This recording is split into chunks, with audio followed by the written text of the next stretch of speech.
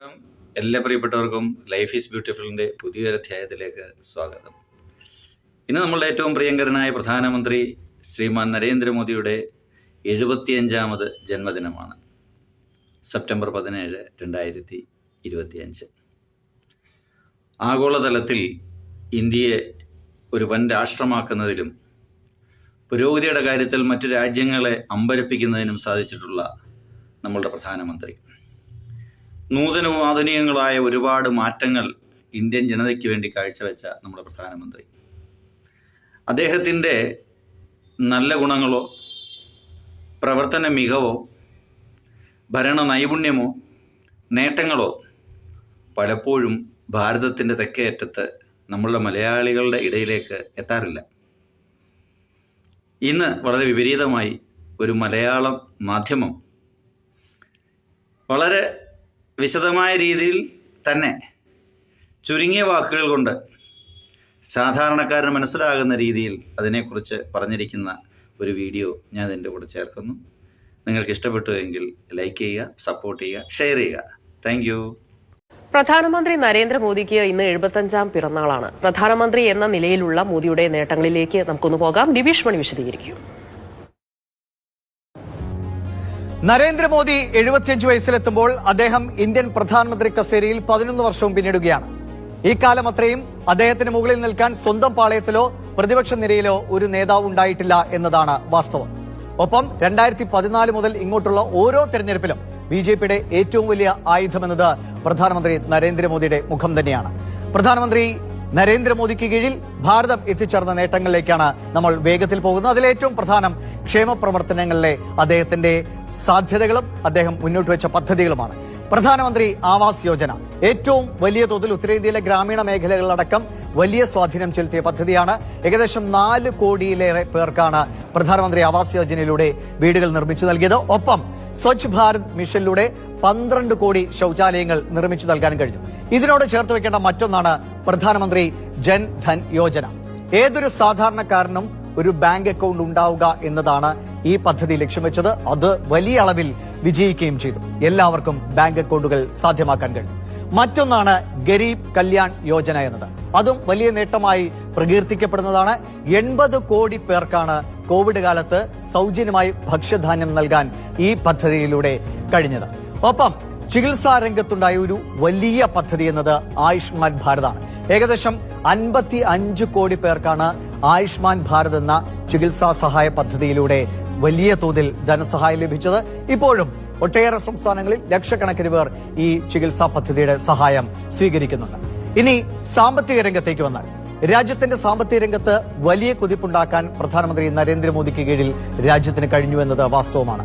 2014 10ാം സ്ഥാനത്തുണ്ടായിരുന്ന ഇന്ത്യയുടെ സാമ്പത്തിക രംഗം ഇപ്പോൾ ലോകത്ത് 4ാം സ്ഥാനത്തേക്ക് കുതിച്ചുയർന്നു എന്നത് അതിന്റെ ഏറ്റവും പ്രകടമായ നേട്ടമാണ്. ഒപ്പം വരുന്ന നാളുകളിൽ ഏറ്റവും വേഗത്തിൽ കുതിച്ചുയരുന്ന അല്ലെങ്കിൽ വളർച്ചാ നിരക്ക് പ്രകടിപ്പിക്കുന്ന സാമ്പത്തിക രംഗമായി നമ്മുടെ രാജ്യത്തിന്റേത് മാറുകയും ചെയ്തിട്ടുണ്ട്. ഇനി സാമ്പത്തിക മേഖലയിൽ തന്നെ എടുത്തിട്ടുള്ള പ്രധാനപ്പെട്ട ചില നയങ്ങളാണ്.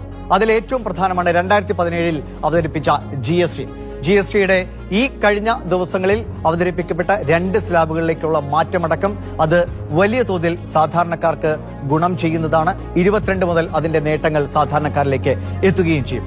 ഇതിനോടൊപ്പം തന്നെ ചേർത്ത് വയ്ക്കാവുന്നതാണ് നികുതി ഘടനയിൽ ഉണ്ടായിട്ടുള്ള മാറ്റങ്ങൾ. പടിപടിയായി കൊണ്ടുവന്ന മാറ്റങ്ങൾ കഴിഞ്ഞ വർഷത്തെ വലിയൊരു മാറ്റത്തോടുകൂടി അത് കൂടുതൽ ജനപ്രിയമായി. പ്രത്യേകിച്ചും 12 ലക്ഷം രൂപ വരെ നികുതി ഇളവ് എന്ന തീരുമാനം വലിയ തോതിൽ സാധാരണക്കാരെയും ഇടത്തരക്കാരെയും സ്വാധീനിക്കുന്ന ഒന്നായി. ഒപ്പം സാങ്കേതികമായി നമ്മൾ നേടിയെടുത്ത വലിയൊരു നേട്ടമായിരുന്നു UPI എന്ന ഒരു സാമ്പത്തിക സേവനം. അത് 2016 ആരംഭിച്ചത്. അന്ന് വലിയ തോതിൽ അതിനെതിരെ ചില വിമർശനങ്ങൾക്ക് ഉയർന്നെങ്കിൽ ഇന്ന് ഏതൊരു സാധാരണക്കാരനും ഉപയോഗിക്കുന്ന ഒരു സാമ്പത്തിക പ്ലാറ്റ്ഫോമായി UPI മാറിയിട്ടുണ്ട്. മറ്റു പല രാജ്യങ്ങളും നമ്മുടെ ഈ സാങ്കേതിക വിദ്യ കടമെടുക്കുന്നു എന്നതുകൂടി അതിന്റെ നേട്ടത്തെ ഉയർത്തിക്കാട്ടുന്നു. ഇതിലൊക്കെ ഒപ്പം നിൽക്കുന്ന ഏറ്റവും പ്രധാനപ്പെട്ട മറ്റൊന്നാണ് ദേശീയപാതാ വികസനത്തിൽ രാജ്യം നേടിയിരിക്കുന്ന കുതിപ്പ്. 2013 91,000 കിലോമീറ്റർ ആയിരുന്നു നമ്മുടെ ദേശീയപാതയുടെ നീളമെങ്കിൽ ഇപ്പോൾ അത് 1,46,000 കിലോമീറ്റർ എന്നതാണ്. കഴിഞ്ഞ 5 വർഷത്തിൽ മാത്രം 3600 കിലോമീറ്റർ അതിവേഗ ഇടനാഴികൾ നിർമ്മിക്കാൻ കഴിഞ്ഞു എന്നത് ദേശീയപാതാ വികസനത്തിലെ വലിയ കുതിപ്പ് പ്രകടമാക്കുന്നു. ഒപ്പം റെയിൽവേയിലുണ്ടായ സമൂലമായ മാറ്റം. അതിൽ 2019 വന്ദേ ഭാരത് വന്നതോടുകൂടി ഇന്ത്യൻ റെയിൽവേയുടെ ഒരു ആധുനിക മുഖമാണ് നമ്മൾ കണ്ടത്. ഇനി വന്ദേ ഭാരത് സ്ലീപ്പർ വേർഷനുകളടക്കം അടുത്ത മാസങ്ങളിൽ ഇറങ്ങുന്നതോടുകൂടി റെയിൽവേയുടെ ആ കുതിപ്പ് തുടരുന്ന കാഴ്ച നമുക്ക് കാണാൻ കഴിയും. സൗരോർജ്ജ ഉൽപാദനത്തിൽ ലോകത്ത് 3ാം സ്ഥാനത്ത് നമ്മുടെ രാജ്യമുണ്ട്. ഇനി പ്രധാനമന്ത്രി തന്നെ മുന്നോട്ട് വെച്ച അദ്ദേഹത്തിന്റെ ചില സ്വപ്ന പദ്ധതികളെ കുറിച്ച് കൂടിയാണ്. മേക്ക് ഇൻ ഇന്ത്യ എന്നത് അത് നരേന്ദ്രമോദിയുടെ ഏറ്റവും പ്രധാനപ്പെട്ട ഒരു പദ്ധതിയായിരുന്നു. 2014 അദ്ദേഹം തുടക്കം കുറിച്ചതാണ്. രാജ്യത്തെ സ്വയം പര്യാപ്തതയിലേക്ക് എത്തിക്കുക, രാജ്യത്ത് നിർമ്മാണ പ്രവർത്തനങ്ങൾ കൂടുതലായി ഉയർത്തിക്കൊണ്ടുവരിക എന്നായിരുന്നു ലക്ഷ്യം. അതിന്റെ തുടർച്ച എന്ന വണ്ണം 2020 ആത്മനിർഭർ ഭാരത് കൂടി കണ്ടു. അതും രാജ്യത്തെ കൂടുതൽ വേഗത്തിൽ സ്വയം പര്യാപ്തതയിലേക്ക് ഓരോ മേഖലയിലും എത്തിക്കാനുള്ള ഒരു പ്രചോദനമായി മാറിയ പദ്ധതിയാണ്. ഇനി മറ്റൊരു നേട്ടം നയതന്ത്ര ബന്ധങ്ങളിൽ ഇന്ത്യ ഉണ്ടാക്കിയ വലിയ മുന്നേറ്റമാണ്. അതിൽ ഒരു പ്രധാനപ്പെട്ട ഇവന്റ് എന്നത് G20 ഉച്ചകോടിയാണ്. G20 ഉച്ചകോടിക്ക് ഇന്ത്യ വേദിയായത് ഒരു ലോക നേതാവ് എന്ന നിലയിൽ പ്രധാനമന്ത്രി നരേന്ദ്രമോദിയുടെ വളർച്ചയും രാജ്യത്തിന്റെ വളർച്ചയും സൂചിപ്പിക്കുന്നതാണ്. ആ ഒരു സ്വാധീനം നേടിയെടുക്കാൻ നരേന്ദ്രമോദിക്ക് കഴിഞ്ഞിട്ടുണ്ട്. ഒപ്പം ഭീകരതയ്ക്കെതിരായ വിട്ടുവീഴ്ചയില്ലാത്ത നിലപാട് പ്രധാനമന്ത്രി നരേന്ദ്രമോദി എപ്പോഴും വ്യക്തമാക്കിയിരുന്നു.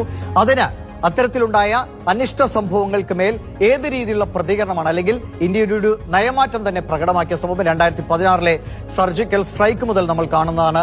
ഏറ്റവും ഒടുവിൽ ഓപ്പറേഷൻ സിന്ദൂറിൽ എത്തി നിൽക്കുന്നു ഭീകരതയ്ക്കെതിരായ ഇന്ത്യയുടെ പോരാട്ടം. അത് ഒരു പുതിയ ഇന്ത്യയെ മുന്നോട്ട് വയ്ക്കുന്നു എന്നത് തന്നെയായിരുന്നു ഓപ്പറേഷൻ സിന്ദൂർ ലോകത്തിന് കാണിച്ചു കൊടുത്തത്. ഒപ്പം പ്രധാനമന്ത്രി നരേന്ദ്രമോദിയുടെ ഏറ്റവും വലിയ രാഷ്ട്രീയ നേട്ടമായി കരുതുന്ന ഒന്നാണ് 370 അനുച്ഛേദം റദ്ദ് ചെയ്തത്. അങ്ങനെ ജമ്മു ആൻഡ് കാശ്മീരിനെ അവരുടേതായ അല്ലെങ്കിൽ മാറി നിന്ന ഒരു രാജ്യത്തിന്റെ നിയമങ്ങളിൽ നിന്ന് മാറി നിന്ന നിയമമായി നടന്ന മേഖലയെ രാജ്യത്തിന്റെ അതാക്കി മാറ്റുന്ന ഒരു വലിയ പ്രവർത്തനം കൂടിയായിരുന്നു 370 അനുച്ഛേദം റദ്ദ് ചെയ്യൽ. അങ്ങനെ അത് വലിയ രാഷ്ട്രീയ വിജയമായി നിൽക്കുന്നു. ഒപ്പം ക്ഷേമ പ്രവർത്തനങ്ങളടക്കം ഒരുപാട് പദ്ധതികളുമായി മുന്നോട്ട് പോകുന്നു. 2047 ആകുമ്പോഴേക്കും ഇന്ത്യയെ ഒരു സൂപ്പർ പവറിലേക്ക് എത്തിക്കുക എന്ന വലിയ സ്വപ്നം മിഷൻ 2047 എന്ന മിഷനുമായാണ് പ്രധാനമന്ത്രി പലപ്പോഴും രാജ്യത്തെ ജനങ്ങളെ അഭിസംബോധന ചെയ്യാറ്. എന്തായാലും ഈ നേട്ടങ്ങൾ രാജ്യത്തിന് മുതൽക്കൂട്ടാണ്. അത് മുന്നോട്ട് പോകട്ടെ. പ്രധാനമന്ത്രി നരേന്ദ്രമോദിക്ക് പിറന്നാൾ ആശംസകൾ.